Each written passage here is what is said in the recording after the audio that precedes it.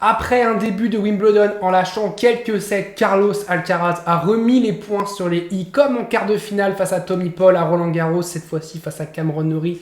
Il a fait une nouvelle exécution en quart de finale de Grand Chelem. Cameron Norrie, sa victime aujourd'hui devant son public, n'a rien pu faire. On en parle tout de suite. Salut à tous, j'espère que vous allez bien. Je suis très heureux de vous retrouver pour une toute nouvelle vidéo. Et aujourd'hui, on va débriefer les deux quarts de finale, messieurs. Le Cameron Norrie, Carlos Alcaraz, qui a été une promenade de santé pour Carlos Alcaraz, qui a fait un match très sérieux, son match le plus sérieux depuis le début de la quinzaine. Et puis, on verra après son adversaire, Taylor Fritz, qui a gagné un petit peu plus tôt face à Khachanov, un match un peu bizarre, un peu décousu, on reviendra dessus. Et donc on démarre avec un Cameron Norrie qui n'a jamais été aussi proche à ce moment-là de pouvoir breaker Carlos Alcaraz. Très bon début de match de Norrie qui se procure 3 balles de break, un Alcaraz qui n'est pas encore complètement rentré dans le match. Et on se dit à ce moment-là que Norrie, il peut peut-être embêter Alcaraz. Et puis c'est peut-être les plus grosses occasions. Il va avoir des balles de break que sur 2 jeux, Cameron Norrie. Sur ce jeu-là et puis sur un jeu dans la deuxième manche. Donc voilà, c'était sa plus grosse occasion. Il va avoir 4 balles de break où Alcaraz va très bien salir sur les 3 premières. Et c'est surtout celle-là où Cameron Norrie clairement a des regrets sur cette balle de break parce que il veut emmener la balle ici dans cette zone-là. Sauf qu'il va la mettre dans le filet, malheureusement pour lui. Alcaraz avait anticipé le court croisé. S'il voulait faire un court croisé, Alcaraz avait anticipé un peu la balle courte croisée. Il avait du coup voulu, l'idée était là de la mettre longue ligne. Malheureusement pour lui, ça n'a pas fonctionné. Et du coup, Carlos Alcaraz réussit à s'en sortir, à gagner son jeu. Et en plus, double peine pour Cameron Norrie qui va effectuer une double faute et qui va tout de suite donner le break à Carlos Alcaraz, qui va tout de suite le mettre en confiance et tout de suite mettre un petit peu dans le bas de Cameron Norrie qui s'offre 4 balles de break le jeu précédent, qui est une grosse occasion sur la 4e et qui se manque. Et derrière, première balle de break d'Alcaraz, bim, break. Donc forcément ça fait mal. Là c'est encore une fois un moment où Alcaraz va nous faire des bijoux. Clairement c'est un point où Alcaraz va mettre la balle. Norrie va la laisser passer, la balle va rebondir ici, juste devant la ligne, sur ce passing de Carlos Alcaraz. Alors que Norrie tente, et je trouve que Norrie peut-être a un peu trop tenté. J'ai l'impression qu'il a un peu surjoué sur ce match-là. Je sais pas ce que vous en pensez, j'ai l'impression qu'il a voulu vraiment aller vers l'avant, empêcher Alcaraz de contrôler l'échange et tout. Alors que lui, c'est plutôt un style, il a plutôt un style de contre, c'est plutôt un joueur qui s'appuie sur la balle de l'autre. Là, il a voulu créer le jeu, il a voulu aller vers l'avant, et je trouve qu'il a un peu surjoué, et que tactiquement, il a joué un petit peu faux, voire faux tout court. Et par rapport à un Alcaraz qui a très bien joué, il suffit d'un Alcaraz qui joue très bien, lui qui joue tactiquement, c'est pas juste ce qu'il fait, et la différence elle est là, ça lui fait 6-2, 6-3, 6-3, et le score il vaut ce qu'il vaut, parce que Cameron Norrie, ça aussi c'est une stat 0 sur 9 sur deuxième balle au début du match. Moi Alcaraz c'est pas non plus mieux, mais il a fait que 4 deuxième balles, là où Cameron Norrie en a fait 9. Donc c'est quand même des stats qui sont très très très inquiétantes. Et puis Carlos Alcaraz va tranquillement sur cette petite volée terminer le travail dans ce premier set. 28 minutes de jeu, tranquille, 6-2 pour Carlos Alcaraz qui pour le moment n'a pas trop de soucis à part ce tout premier jeu de service. Derrière, c'est une masterclass et Cameron Norrie ne peut rien faire. Il subit la loi pour le moment de l'espagnol, du double tenant du titre espagnol. Vous voulez un bijou de Carlos Alcaraz, je vous en remets une volée courte croisée qui est exceptionnelle. Norrie va être dessus, mais il va pas pouvoir la ramener. Mais voilà, c'est complètement dingue ce que fait Carlos Alcaraz. Là, ça va être une balle de break d'entrée pour Carlos Alcaraz. On voit un Norrie 0 sur 4, c'est les 4 balles de break du début du match, qui va être sauvé par Cameron Norrie avec son slice du gaucher. Et derrière, par contre, Alcaraz va encore s'offrir une balle de break sur le jeu d'après. Cameron Norrie, il n'a pas le temps de souffler, il y a des balles de break sur tous les jeux. Et là, Cameron Norrie va lui faire sa feinte de slice de gaucher. Regardez, il se met vraiment tout au bout de son cours, tout au bout du cours, pour qu'Alcaraz anticipe un service court croisé comme il a toujours fait. Il l'a souvent fait dans cette zone-là pour sortir Alcaraz du cours, envoyer Alcaraz dans cette zone très très lointaine. Sauf qu'il va la mettre ici. Et donc Alcaraz, regardez où il est complètement surpris par la balle de Cameron Norrie. Et ça fait ace. Et tactiquement, c'est très bien joué, cette balle de break sauvée par Cameron Norrie. Et franchement, c'est super bien joué tactiquement sur son service. Malheureusement, la balle de break d'après, amortie de Cameron Norrie, qui on voit n'est pas très bien jouée, parce qu'au vu d'où est Alcaraz, elle n'est pas très bonne. Et Alcaraz va faire lui une contre-amortie, même si Norrie est sur sa ligne, il n'a pas suivi son amortie, parce qu'il sait, je pense, qu'elle n'était pas assez bonne et qu'il aurait pu se prendre n'importe quelle balle. Et donc il fait la contre-amortie et gagnante de la part d'Alcaraz qui va mener 2-1, faire le break. Là, c'est le seul moment peut-être où Cameron Norrie aurait pu revenir, balle de break. c'est la dernière balle de break de Norrie du match, ok, il lui fait un ace. Voilà. Alcaraz lui sort un ace à ce moment-là, et il lui sort derrière service gagnant et ace pour mener 4-2. Qu'est-ce que vous voulez faire? Cameron Norrie, en plus, ce jeu-là, il y a 45 pour Alcaraz. Norrie se bat, il revient, il fait l'effort de revenir. Et il a balle de break. Derrière, il se prend ace, service gagnant, ace. Qu'est-ce que vous voulez faire quand vous êtes Norrie? Vous êtes dégoûté, en fait, à ce moment-là. Là, donc 4-3, c'est encore une fois un mauvais choix de Cameron Norrie qui a 15-30, qui peut se procurer 2 balles de break, qui, au lieu, je pense, d'aller croiser, d'essayer de jouer sur le revers d'Alcaraz, de jouer dans cette zone-là pour essayer de tenir la diac sur Alcaraz, il va tenter une balle bombée en coup droit qui va terminer ici, là, très loin du court. Et je pense que c'est une grosse erreur de Cameron Norrie qui a voulu tenter, comme je dis, un peu trop vite. Là, c'est seulement la 4e frappe, donc il n'y a pas eu beaucoup de frappes. Il veut tout de suite tenter, alors que c'est pas son style de jeu. Cameron Norrie, c'est pas un joueur qui tente normalement, c'est un joueur qui est capable d'être patient, de contrer. Sauf que là, il sait qu'il a un défi tellement immense qu'il a essayé de tenter quelque chose et je pense qu'il s'est complètement foiré. Et puis en plus, il est bien un joueur qui a bien joué, donc forcément, c'est encore plus compliqué pour Cameron Norrie. Là, ça va être un bijou de Carlos Alcaraz qui va nous refaire encore une petite volée amortie. De toute façon, il a fait des volées magnifiques, Carlos Alcaraz, aujourd'hui. Il a vraiment très très très bien joué. À 5-3, la petite amortie. Alors, l'amortie, clairement, regardez où il est placé. Il est juste au niveau de la ligne, il n'est pas avancé dans le court. Norrie, par contre, lui, pour le coup, est loin de la ligne. Et l'amortie, elle est parfaite. Elle va se loger ici, là, dans cette zone-là. Norrie ne peut même pas la récupérer. Elle est parfaite, alors qu'il est loin. Pourtant, normalement, on dit qu'il faut être dans le court pour faire une amortie. Lui, il n'a rien à faire. C'est Carlos Alcaraz. Il est au-dessus de tout le monde. Il est derrière la ligne pour faire une amortie. Et elle est parfaite. Son amortie, elle est gagnante. C'est complètement dingue. Et ça écœure Cameron Norrie et Alcaraz mène 2-7-0 à ce moment-là en jouant un très bon tennis. En n'étant pas non plus à 100% exceptionnel, il y a quand même des fautes, il y a des petites fautes, mais quand même, c'est un très bon Alcaraz. Un Norrie qui, tactiquement, comme j'ai dit, joue pas très bien le coup, et ça fait 2-7-0 Alcaraz, et là, la mission, elle semble clairement impossible, voire même terminée. Un petit bijou d'Alcaraz, regardez, il est même pas au niveau du carré de service, petite volée amortie qui est magnifique, qui prend à contre-pied Norrie, qui rejoue dans le remplacement de Cameron Norrie, elle est parfaite pour mener 3-2.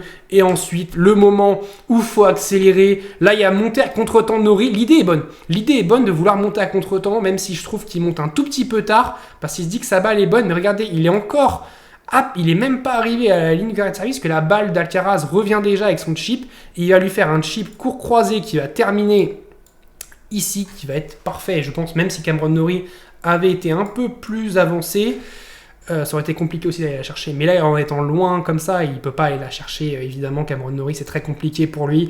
Et Alcaraz, sur ce jeu-là, va forcer et va réussir à breaker Cameron Norrie. Il a accéléré au moment où il voulait dans ce 3e set. Et il accélère à ce moment-là. Ensuite, petit jeu tranquille pour mener 5-2. À 5-2, il va s'offrir une balle de match, même 2, je sais pas, mais bon, il va pas les convertir. Norrie va très bien les sauver, notamment un petit service court croisé, justement, alors quand il était tout à gauche du terrain, il a fait un court croisé magnifique. Là, point 30A, on peut se dire, est-ce que Norrie peut pas essayer de débreaker, s'offrir peut-être une occasion de revenir? Regardez-moi ça, le retour de Norrie qui va sur la raquette d'Alcaraz, qui fait une volée magnifique. Il est dos au jeu, il voit même pas où elle va aller la volée, mais il sait qu'elle va être dans le court. Il est dos au jeu et elle est parfaite. Et il n'y a rien à dire. Il n'y a rien à dire sur Carlos Alcaraz qui a été écœurant au filet, qui lui a fait des services volés, qui a été phénoménal, et puis terminé sur un service gagnant, la balle même qui s'arrête tellement elle va vite. Un très très gros Carlos Alcaraz aujourd'hui, vraiment, qui a fait un très gros match et qui peut célébrer parce qu'il a pas pris trop de temps sur le court, hein. Si je regarde bien, ça fait 1h30 ou 1h39, il est à moins d'1h40 en tout cas. C'est un super match Alcaraz, il a pas pris trop de temps, il rejoue seulement que vendredi contre Taylor Fritz, justement on va revenir sur ce match. Mais dites-moi d'abord, vous, la prestation d'Alcaraz, comment vous la notez? Parce que je trouve qu'elle est encore très très bonne. Norrie, malheureusement, n'a été qu'une victime sur ce match. Il n'a rien pu faire. Et même en plus, je trouve que tactiquement, il n'a pas bien joué le coup. Il n'a pas bien joué Alcaraz comme il fallait. Donc voilà, forcément, ça fait fesser 6-2, 6-3, 6-3. Et Alcaraz retrouvera donc Taylor Fritz en demi-finale de Wimbledon. Taylor Fritz qui était archi favori depuis la défaite de Zverev à Wimbledon pour être en demi-finale. Et il a assumé son statut face à Karen Khachanov qui lui aussi avait eu un tableau plutôt correct, plutôt simple pour aller en quart de finale, mais d'abord il fallait quand même y aller. Et donc on a eu ce match entre Fritz et Karen Khachanov, et Fritz qui a très très très très vite pris les devants sur une faute du Russe. Break d'entrée pour Taylor Fritz qui je trouve va faire un début de match très très bon, très consistant. Là où le Russe, il est resté, je pense, au vestiaire. Je sais pas, il a démarré le match dans le troisième set. Hein. Là, service volé pour terminer. Premier set pour Taylor Fritz, tranquille. Il n'y a rien à dire. Dans le deuxième set, ça fait 6-4. Mais c'est quand même un score, je trouve, flatteur pour le Russe. Parce que Fritz a beaucoup de balles de break dans le premier jeu, dans le deuxième jeu. Et là, c'est dans le jeu à 4 partout, dans le 9e jeu, qu'il va réussir à breaker Karen Khachanov. Et il va faire voilà, un jeu blanc, un très mauvais jeu du Russe pour ensuite terminer et mener de manche 0. Là, on voit qu'il retourne sur le revers du Russe, Taylor Fritz. C'est sur les retours du premier service de Karen Khachanov. Et on voit que globalement, c'est quand même plutôt long. Il y en a très peu dans le carré de service. Donc voilà, il arrive à retourner plutôt long. Et ensuite, on va avoir un troisième set où Fritz va se faire breaker. Et Fritz va être un peu inquiétant sur ce troisième set. Il va plus vraiment jouer et il va prendre 6-1. Et très très rapidement, ça a été très très vite ce troisième set. Et puis Taylor Fritz va se faire en plus manipuler pour une ampoule. Et on sait qu'une ampoule au pied, ça peut être très très chiant pour un joueur de tennis. Ça dépend évidemment l'ampleur de l'ampoule, la grosseur de l'ampoule. Hein. Si l'ampoule est toute petite, ça va. Mais si c'est une énorme ampoule, comme avait eu Chung, rappelez-vous, en 2018, en demi-finale, face à Roger Federer à l'Open d'Australie, il avait une ampoule grosse comme ça. Et il pouvait plus bouger sur le terrain. Et Marin Cilic aussi en finale de Wimbledon 2017 contre le même Roger Federer, qui avait aussi une énorme ampoule et qui n'a pas pu défendre ses chances, qui était en pleurs quand il se faisait soigner, parce qu'il ne pouvait pas défendre ses chances contre Roger Federer et il s'est fait du coup maltraiter en finale. Et en plus, Karen Khachanov va breaker au tout début du 4e set et on se dit, est-ce qu'on va pas se dérouler vers un 5e set et un Taylor Fritz qui à ce moment-là ne joue plus. Le tennis, ça va tellement vite parce qu'on a vu 2 sets à sens unique, ça fait 6-3, 6-4. Mais comme je dis, le score est très flatteur pour le Russe parce que si ça fait 6-2, 6-2 pour Fritz, pour moi, il n'y a pas scandale. Et là, on a eu 6-1 pour Khachanov qui est complètement logique. Et là, on se dirige encore vers un nouveau jeu du Russe et on se dit, mais qu'est-ce qui se passe ? Heureusement pour Taylor Fritz, il va réussir à débreaker sur une vilaine faute du Russe qui va envoyer la balle ici, alors qu'il avait peut-être un peu plus de sécurité à prendre, mais bon, c'est dommage, et sur une petite faute comme ça, de se faire débreaker, et du coup, Taylor Fritz revient. Là, c'est le moment très important, on est à 15-30, on a 2 points du match, et il nous sort une volée de l'espace, alors que le passing, Fritz était ici, il nous fait un passing monstrueux, et la balle revient, et elle va finir ici. Et Taylor Fritz, qui du coup avait anticipé que la balle allait avancer, il est pris par la... Fritz fait comme ça, la balle fait comme ça, du coup il peut pas récupérer la balle. Elle était parfaite, cette volée réflexe de Karen Khachanov qui était magnifique, vraiment splendide. Et ensuite il va revenir et on va aller au tie-break, un tie-break de tous les dangers pour Fritz qui peut se retrouver encore une fois dans un 5e set, comme face à Mpetshi Pericard, comme face à Gabriel Diallo, mais il va s'en sortir, même si Khachanov, alors qu'il menait 4-1, Taylor Fritz, il se fait remonter sur cette demi-volée, ce passing magnifique du Russe sur en demi pour que Fritz ne puisse faire qu'une demi-volée, et ensuite il va terminer tranquillement au filet en mettant la balle dans le côté ouvert, 4 partout. Mais à 4 partout, on va avoir un Fritz qui va serrer le jeu. Et puis surtout, cette faute-là à 5-4, cette grosse faute de Karen Khachanov sur un retour mid de Taylor Fritz qui rebondit au niveau de la ligne de carré de service. Retour très moyen, bloqué de Fritz, mais qui n'a pas de consistance, qui n'a pas de vitesse. Et il faut la relever, cette balle. Et à ce moment-là, il faut réussir à la relever. Il la relève où ? Hop, en fond de cours, trop longue, la balle est faute, évidemment, balle de match pour Taylor Fritz qui sur cette balle de match va saisir sa chance, ce match, évidemment, bon, il va pas la rater, imaginez là, il rate la balle de match, ce serait complètement dingue, non, Fritz ne rate pas cette occasion immense d'être pour la première fois de sa carrière en demi-finale de Wimbledon, parce qu'il a déjà fait évidemment en ayant en finale de l'US Open, et Taylor Fritz, mine de rien, sur gazon, il n'y a qu'un seul joueur qui l'a battu, c'est Corentin Moutet. Et c'était au Queens. Et sinon, personne ne l'a battu. Il gagne Stuttgart, il gagne Eastbourne, il gagne tous ses matchs à Wimbledon. Et il se retrouve face à Carlos Alcaraz. Et c'est plutôt logique, au vu de ce qu'on a vu, au vu du niveau, au vu du tableau aussi. C'est clairement logique que ce soit Taylor Fritz. Et c'est le meilleur adversaire possible pour Carlos Alcaraz, pour tester Alcaraz avant une potentielle finale.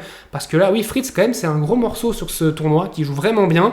Et en plus, il est quand même frais, alors qu'il a quand même eu de gros matchs. Mais c'était pas si long ces matchs, parce que face à Diallo et Mpetshi Pericard, les points, ils vont vite. C'est surtout, mentalement que c'est dur à faut accepter de prendre des aides, des services gagnants, de prendre des jeux blancs, d'avoir des balles de break, d'avoir juste une petite chance sur un point, un set peut basculer face à ces joueurs-là.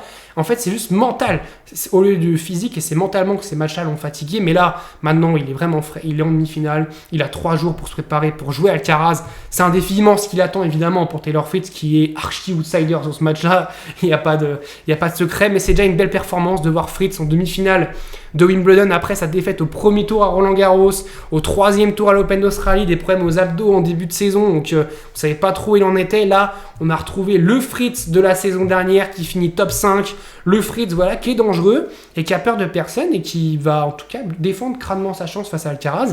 Et il va falloir qu'on ait le même Alcaraz qu'aujourd'hui et pas le même Alcaraz que face à Struff ou que face à Fognini, parce que sinon ça peut vite tourner au vinaigre. Et quand on voit Wimbledon où il se passe que des dingueries, est-ce que si jamais Alcaraz fait un match pas terrible, Fritz, il va clairement défendre sa chance et il sert très très bien.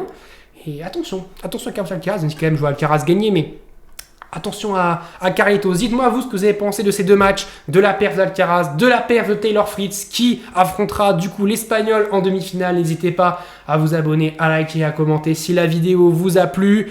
On se retrouve dès demain pour parler évidemment de Yannick Sinner, de Novak Djokovic, de Ben Shelton. Est-ce que Ben Shelton va réussir à sortir Sinner ou est-ce que c'est le coude de Sinner qui va sortir Sinner? On verra ça demain. Je vous dis salut à tous. Portez-vous bien.